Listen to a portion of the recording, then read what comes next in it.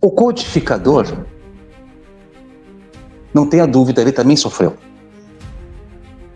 Ele sofreu tribulações, dificuldades das mais variadas montas.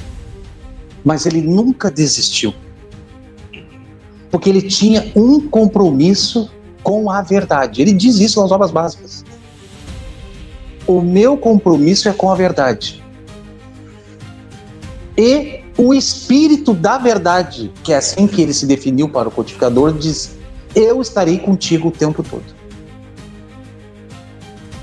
E o Emmanuel, na obra Caminho, Verdade, Verdade e Vida, comentando sobre o Bem-aventurados aflitos, junto com o espírito de Amélio, que é Quando a Primavera Chegar, nos trazem 3 eixos sobre esse capítulo. A dor não é um castigo. Segundo eixo,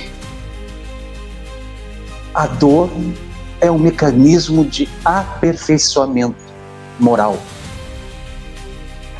Terceiro eixo, as aflições servem para o nosso crescimento enquanto espírito.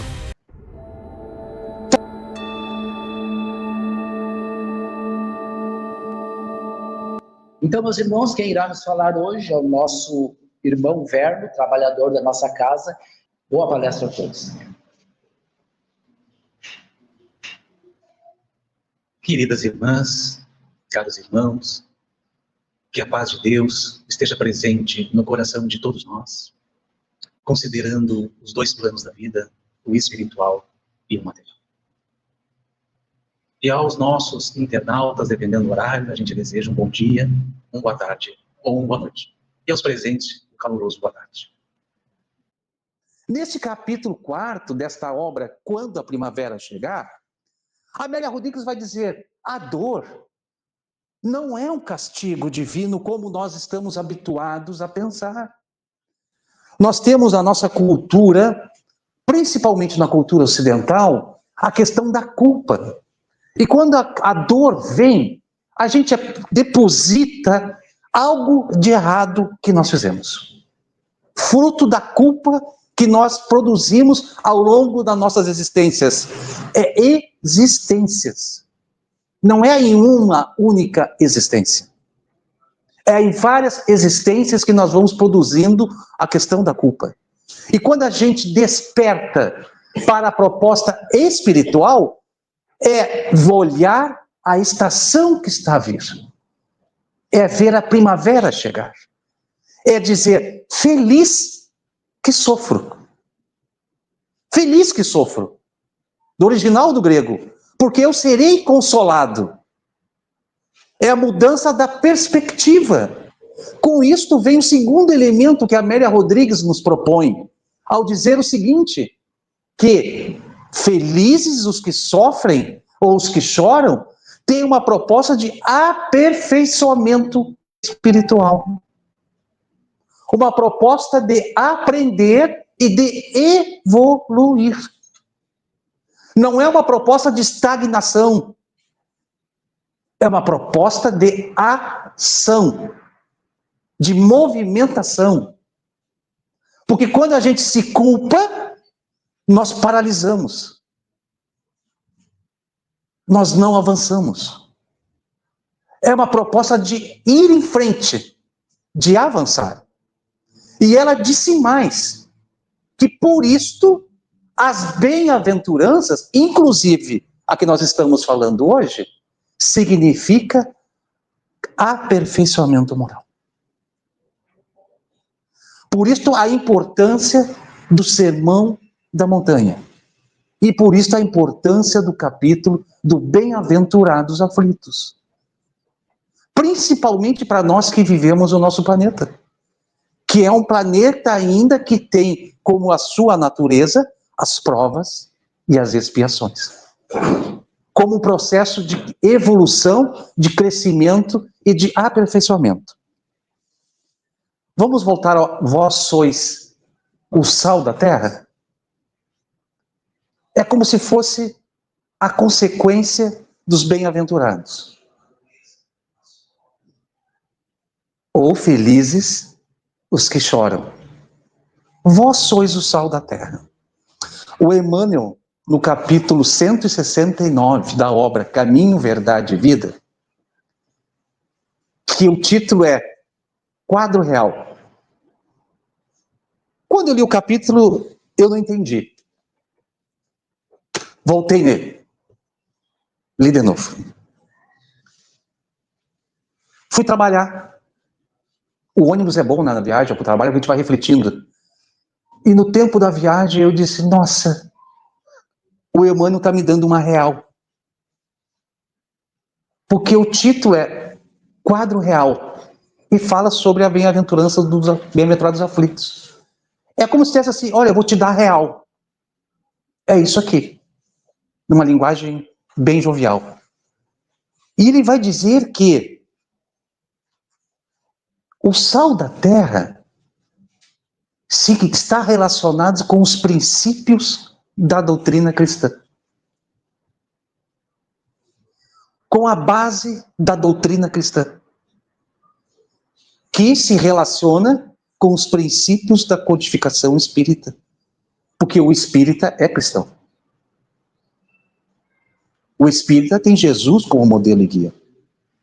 Está na questão 625. É tão óbvio que a gente não se dá conta disso. Por isso que o título é Quadro Real. Vou te dar real. Nós somos cristãos. E o sol da terra é viver esse princípio da doutrina espírita. É o princípio cristão, que está nas bem-aventuranças.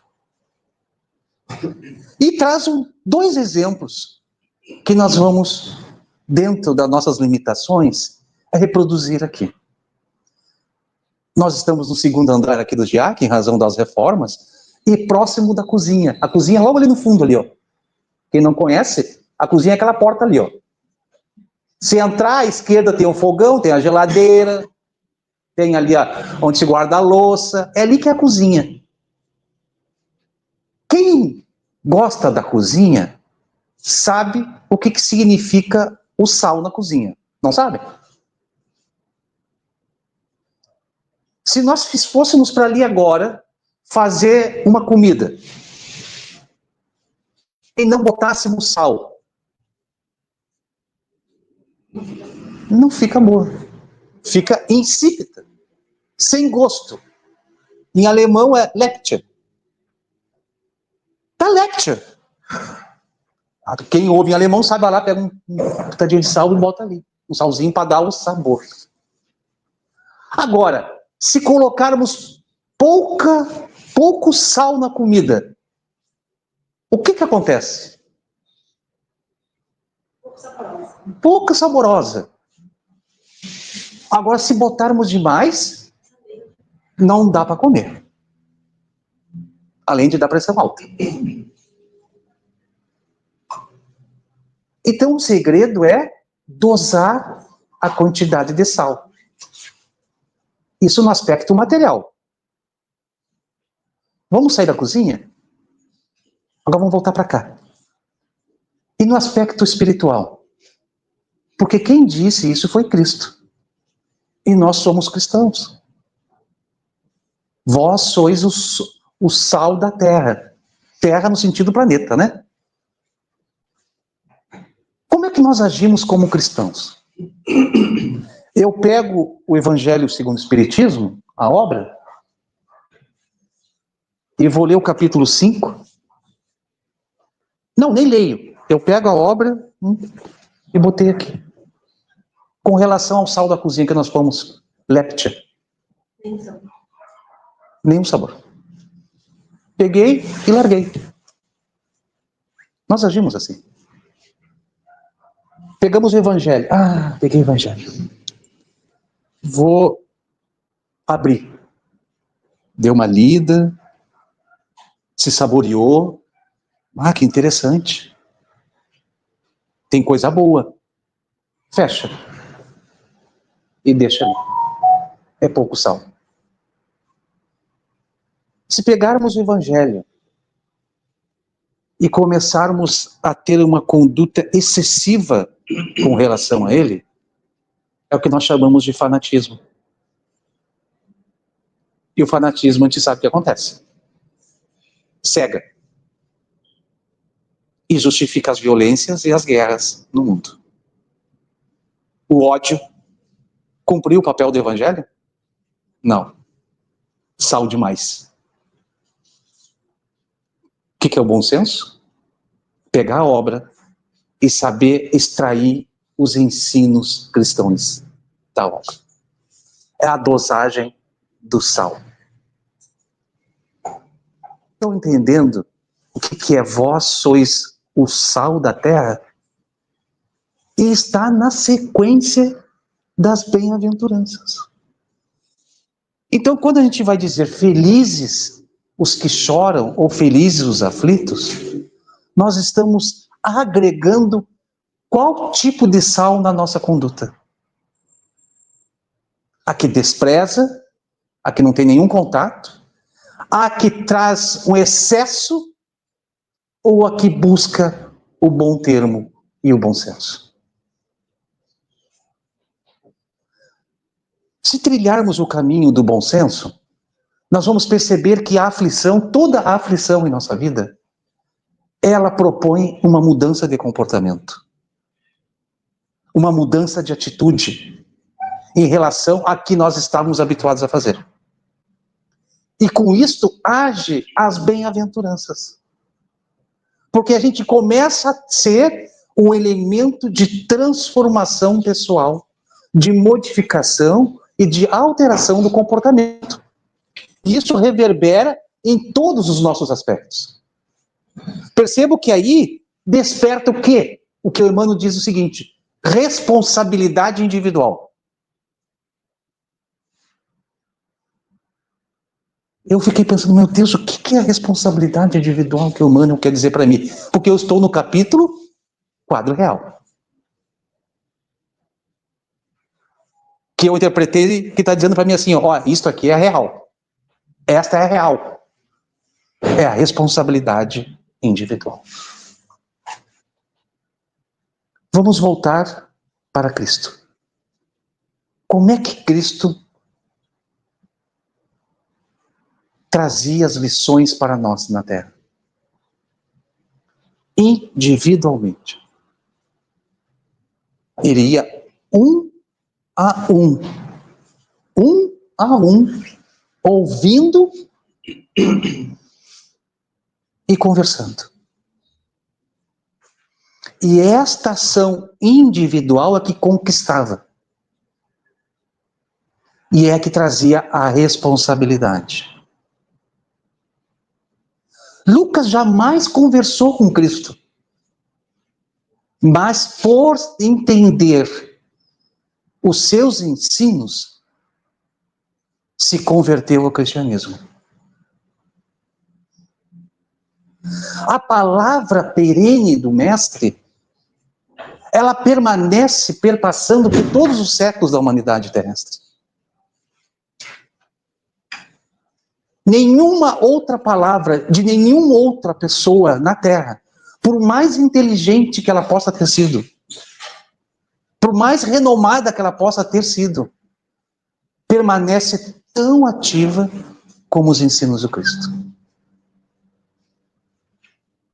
Por isso a responsabilidade individual. De que nós devemos buscar a consciência do ensino do Cristo. Nesta mesma obra, Caminho, Verdade e Vida. Observem o título desta obra também, né? Caminho, Verdade e Vida. Quem é o caminho para nós? Jesus. O que ele disse é a nossa verdade. E a vida depende de nós. É o processo individual. Vai lá no capítulo 76, que é Edificações. Que título, né? O nosso GEAC, as edificações estão em manutenção. A edificação é a estrutura. É a estrutura. E quando a gente associa ao vós sois o sol do mundo, a primeira vez que eu vi isso eu fiquei com medo. Eu disse, como que eu vou ser o sol do mundo? Porque o sol do mundo é Jesus. É Deus. Mas eu parei e disse, não, mas Mateus e Lucas disseram isso. Então Mateus não é uma alucinação dele. Porque Lucas também anotou isto. E os dois afirmaram, vós sois o sol do mundo. E a fonte dessa informação é Jesus. Quem eu deposito o sol na terra. Estão percebendo que nós não estamos tentando chegar? O Emmanuel comenta isso nesse capítulo 76, Edificações. Ele vai dizer que a luz que Jesus está se referindo no Sermão da Montanha identifica-se ou relaciona-se com as nossas ações. Ali é a luz. Porque a verdade foi o Sermão da Montanha. Está ali o Sermão da Montanha. Nós ouvimos, nós entendemos, nós compreendemos. Agora precisamos colocar em ação o que nós aprendemos. É a luz. Ali está a luz. É também uma postura pessoal que se relaciona com o nosso processo evolutivo enquanto ser espiritual. E a luz, ela tem o tempo certo para cada um de nós. É a luz que ela é permanente. É como Jesus. Ele permanece. As civilizações nascem, crescem, evoluem e somem. E Jesus permanece.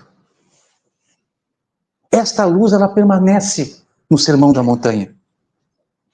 E quando nós vamos caminhando em direção ao sermão, nós vamos compreendendo e entendendo a luz.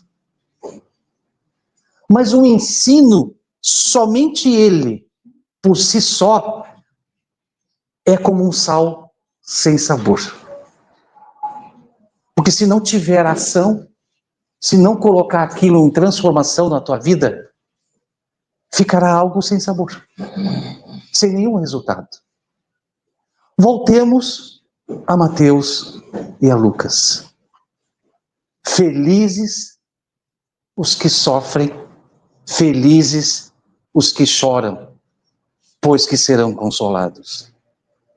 Com isto que nós estamos conversando, muda o olhar e a proposta. Em março deste ano, o nosso GEAC fez aniversário, 39 anos. E um dos convidados foi o presidente da FERDES, o Antônio. E ele trouxe uma informação extremamente curiosa. Dizendo que as instituições que possuem o nome Allan Kardec, elas têm uma certa preferência pelos nossos irmãos inferiores aos ataques. Devido à força do nome Allan Kardec. Pela experiência que ele vive andando no nosso estado. O codificador, não tenha dúvida, ele também sofreu. Ele sofreu tribulações, dificuldades das mais variadas montas. Mas ele nunca desistiu. Porque ele tinha um compromisso com a verdade. Ele diz isso nas obras básicas. O meu compromisso é com a verdade. E o espírito da verdade, que é assim que ele se definiu para o codificador, diz: eu estarei contigo o tempo todo. E o Emmanuel, na obra Caminho verdade, verdade e vida, comentando sobre o bem-aventurados aflitos, junto com o espírito de Amélio, que é quando a primavera chegar, nos trazem 3 eixos sobre esse capítulo. A dor não é um castigo. Segundo eixo, a dor é um mecanismo de aperfeiçoamento moral. Terceiro eixo, as aflições servem para o nosso crescimento enquanto espírito.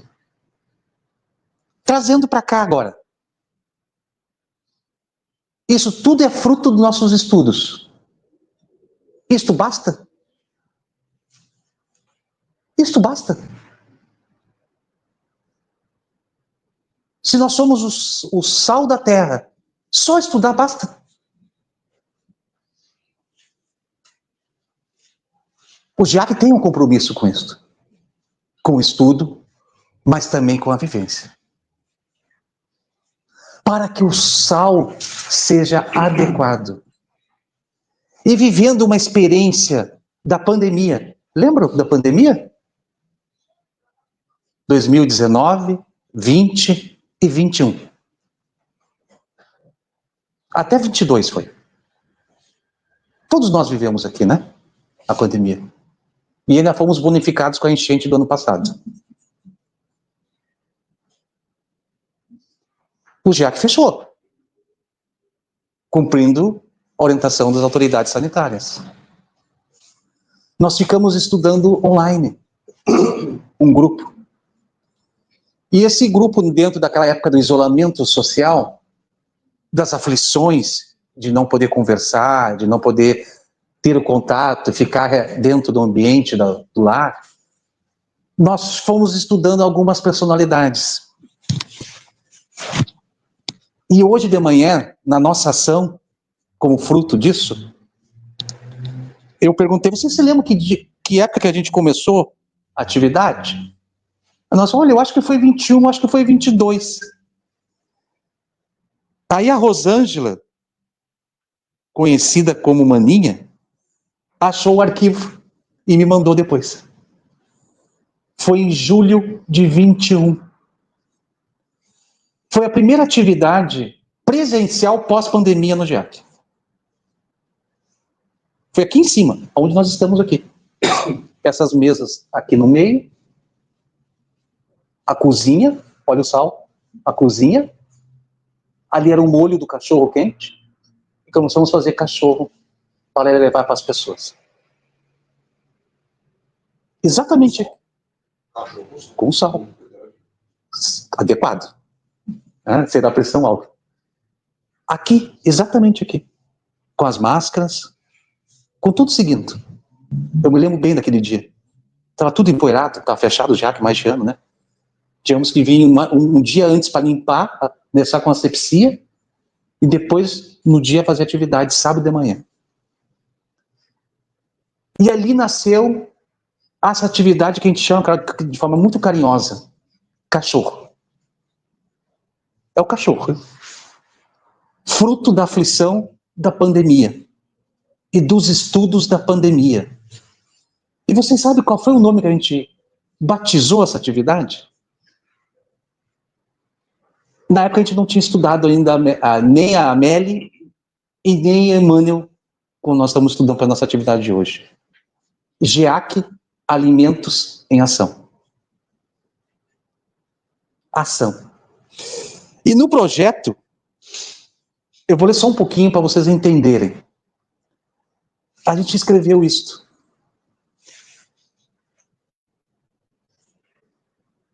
Que os temas debatidos no estudo foram de comum acordo, sendo que num determinado momento, o irmão Pedro Ivo propôs que se estudasse a biografia do Dr. Bezerra de Menezes, o que foi acolhido de forma unânime.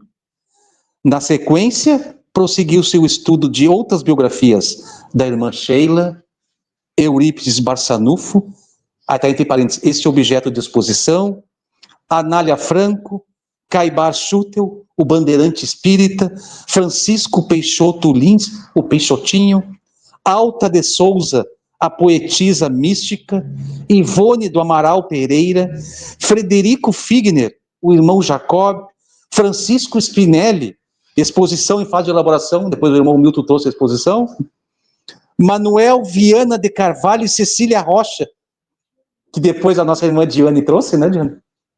Aqui, entre parênteses, estudo em andamento. E isso tudo fez que, durante a realização dos estudos, houve acréscimos de irmãos e irmãs que, simpatizados, passaram a integrar os grupos. E aí eles se identificaram que nós deveríamos fazer ações evangélicas comuns. Eu vou ser bem sincero para você, vou fazer uma fofoca. É fofoca espírita, né?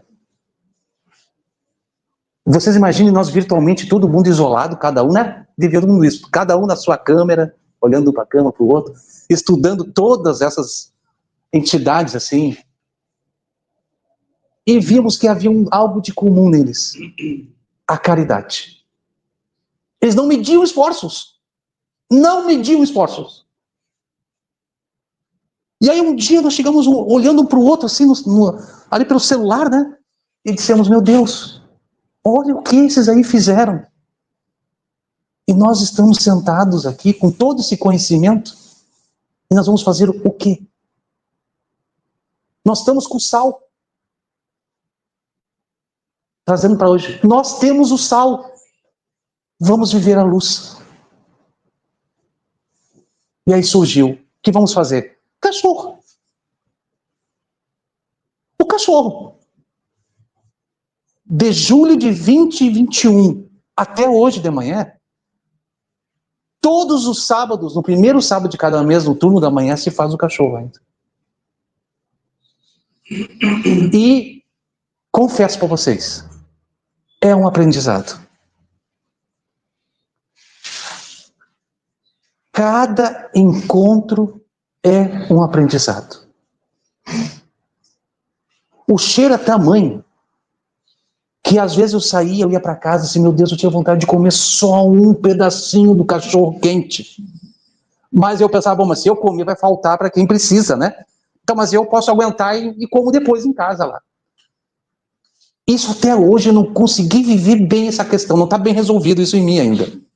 Hoje a Vera trouxe umas bolachinhas, aí eu caiu no dedo uma hora, sabe? Eu, em vez de limpar, eu botei na boca assim e provei, uma delícia o molho.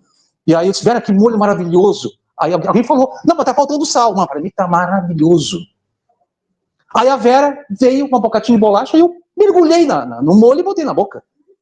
Foi uma maravilha. E ela deu uma ideia, que eu vi como são as coisas, né? E disse assim: por que a gente não compra um cacetinho e traz? Porque sempre sobra um molho. E no finalzinho, mas como é que eu não pensei nisso antes? Quase 4 anos sofrendo, sem conseguir comer um pão de cachorro quente. 4, mas vê como a gente não tem luz. Nem a barriga ajuda a gente. 4 anos. E ela foi a luz do meu mundo de 4 anos de sofrimento hoje mesmo.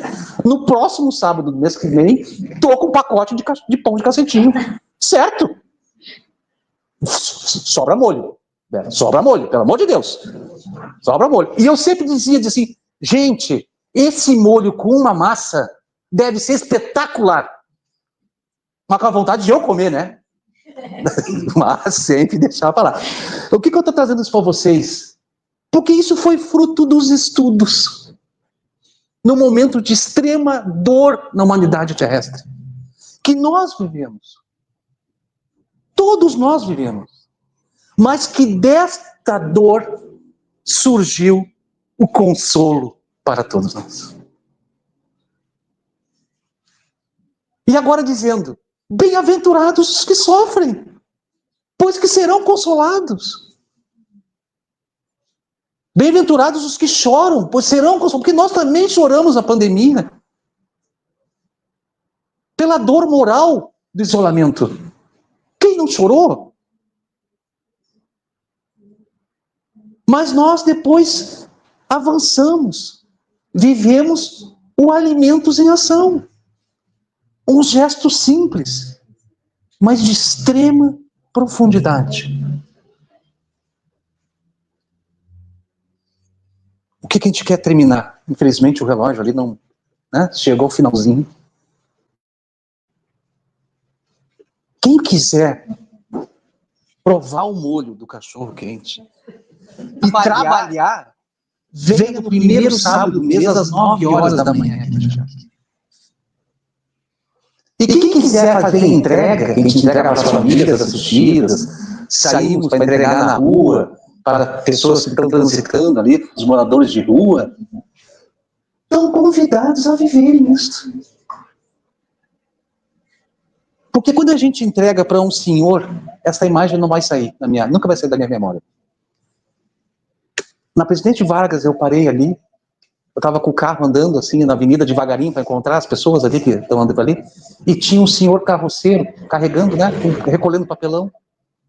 Aí não tinha como parar, eu entrei na primeira rua, estacionei, peguei o cachorro e fui em direção a ele. E disse: o senhor aceita um cachorro quente?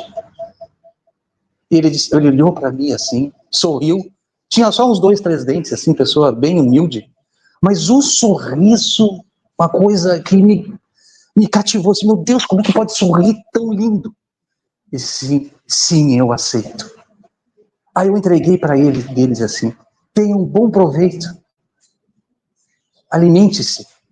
E aí eu vi que ele tinha na carroça umas bonecas de criança, e disse assim: o senhor tem crianças? Tem 2 netas. Então peraí. Eu voltei e peguei mais os 2 cachorros que tinha no carro e entreguei. Então leve para elas. Ele deu outro sorriso e disse: muito obrigado. E disse o que qualquer um de nós dizia: fique com Deus. Sabe o que é isso? Eu disse: muito obrigado para o senhor também. Eu fui embora, entrei no carro e saí, ele ficou sentado ali. E eu olhei para o retrovisor e disse: será que ele vai comer? Eu vi que ele pegou os 3 cachorros, olhou, virou para trás e botou, e não comeu. E disse assim: ele está renunciando-se a si mesmo em favor das crianças. Por isso, bem-aventurados os aflitos, pois que serão consolados. O maior consolado naquele dia fui eu. Muito obrigado, queridos irmãos, e que a paz de Deus permaneça no coração de todos nós.